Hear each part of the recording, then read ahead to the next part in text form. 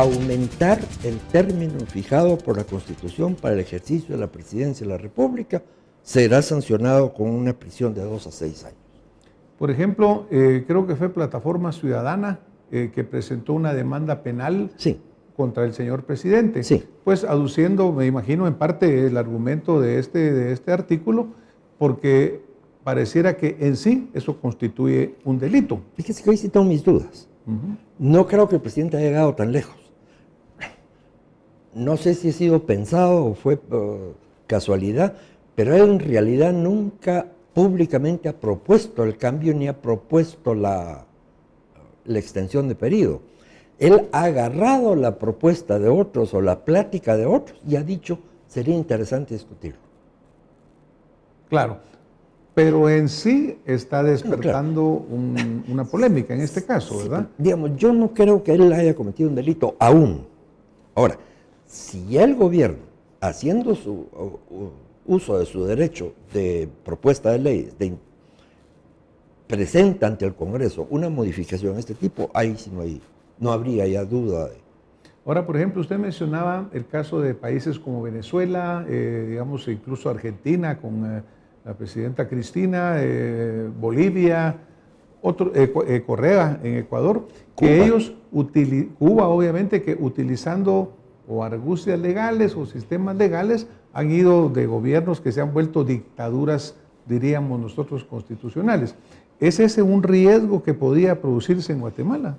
Es que mire, lo único que la Constitución lo prevé, pero no lo puede manejar, es el golpe de Estado, porque esa es la destrucción de la Constitución por una vía no legal, que tiene dos opciones: o lo hace por cuartelazo, o sea, violentamente, o lo hace como Fujimori en Perú, lo intentó hacer Serrano en Guatemala, que es una destrucción del orden constitucional sin violencia.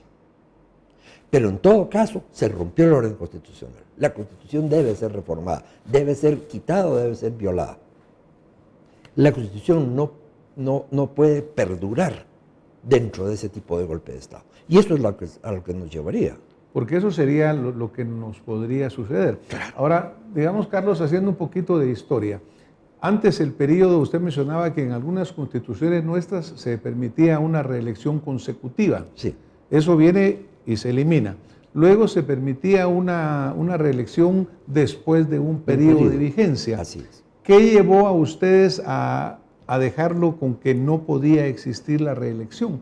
¿Cuál fue la idea? ¿Qué fueron los argumentos para quitar esto? Estados Unidos tiene una reelección una tras otra, otros países también. ¿Cómo llegaron ustedes a concluir en esto? Miren, consideramos que todavía no hemos tenido la madurez suficiente para la reelección. El problema de la reelección es que es una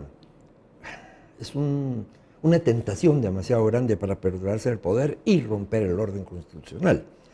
Estados Unidos tiene una bendición, ellos inventaron el sistema constitucional. La primera constitución que existe en la historia de la humanidad es la Constitución de Estados Unidos. Entonces, es otro concepto y es otro mundo. Por ejemplo, en Estados Unidos el sistema no se discute. Se discute si son republicanos, si son demócratas, si se van a ir a la izquierda, se van a ir a la derecha, pero el sistema permanece. En Guatemala todavía estamos hablando del sistema. Claro, o sea que por eso ustedes pensaron que no teníamos, digamos, la madurez para hacerlo. Sí, y nuestros gobernantes han tendido a caer en esa tentación. E insisto, si el equipo es lo suficientemente bueno, él puede ser reelecto con otro presidente. Claro, seguir una línea de un partido, por ejemplo, en Guatemala ningún partido se ha reelegido hasta el momento, siempre hay alternancia. Porque, en los últimos años, antes sí. Porque decepciona al anterior y dicen traigamos a otro. Pero, por ejemplo, en esa línea, ¿no hubiera sido bueno de una vez también? Porque los diputados se pueden reelegir, los alcaldes se pueden reelegir. Y si una experiencia es triste en Guatemala, es ver los pésimos congresos que tenemos, los alcaldes corruptos. Claro que hay excepciones en ambos organismos, pero para fin práctico no pasa un día sin que veamos denuncias de corrupción de alcaldes, señalamientos contra diputados, y sin embargo vemos que hay gente que tiene 4 o 5 periodos, alcaldes que se repiten y se eligen, a pesar de estar siendo señalados y con procesos penales. ¿No hubiera sido bueno en ese caso que la regla fuera general y no hacer esas excepciones? Probablemente sí, probablemente sí. Pero lo que pasa es que no se le dio, y en realidad no lo tienen, la trascendencia de una permanencia presidencial no es la misma que la trascendencia de una permanencia de Congreso o de alcaldía. La alcaldía está circunscrita a un municipio grande y poderoso como el de Guatemala o pequeño, chiquito como de cualquier lugar perdido en la República.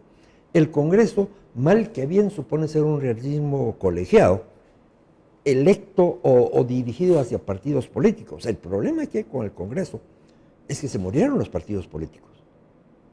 Para mí ese es el gran problema que hay. Claro, pero por ejemplo, ahí estoy un poquito en desacuerdo con usted, porque yo creo que tanto daño hace un alcalde en un municipio lejano, porque para ese lugar, sobre todo ahora que estamos fomentando la descentralización, se vuelve su gobierno local, ¿verdad? La Constitución del 65 prohibía la reelección general. Y así debería ser. Pero nos dio problemas, porque no tenemos tampoco una población tan grande como para poder sustituir cada 3 o 4 años toda una estructura administrativa. Eso es parte del problema. Pero estoy de acuerdo, del mal hubiera sido menor. Pero mire, licenciado, es que nosotros no vamos a sustituir toda una estructura administrativa, porque yo creo que parte de la madurez que no tenemos en Guatemala es que cada 4 años aquí se le da vuelta absolutamente todo.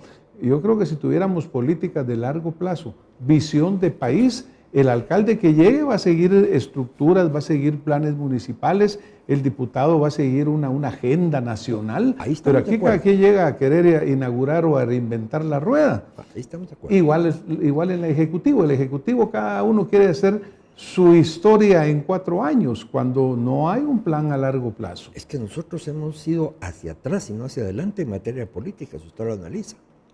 ¿Sí? Guatemala siempre tuvo partidos reales, o sea, estructuras políticas partidarias de las cuales se extraían los candidatos y se hacía gobierno dentro de una filosofía o una manera de pensar. Lo tuvimos originalmente entre los conservadores y los liberales, que duró de carrera hasta Ubico.